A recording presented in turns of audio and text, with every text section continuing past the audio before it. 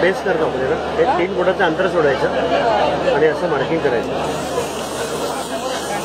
बरं मार्किंग आलं ते मार्किंग खाली आणलं.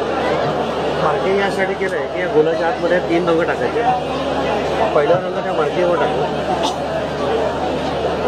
दुसरा रंग टाकताना आधीच्या रंगांमध्ये थोडंसं त्याला मिक्स करून टाकतो.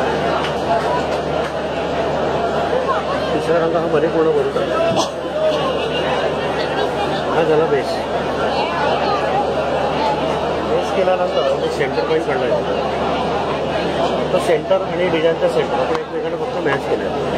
आता जाळीवरती पांढरा, पिवळा आणि पोपटी हे रंग फिक्स आहेत. डिझाईन कोणताही असलं तरी लाईट कलर असल्यामुळे हे बेसला वापरायचे नाही.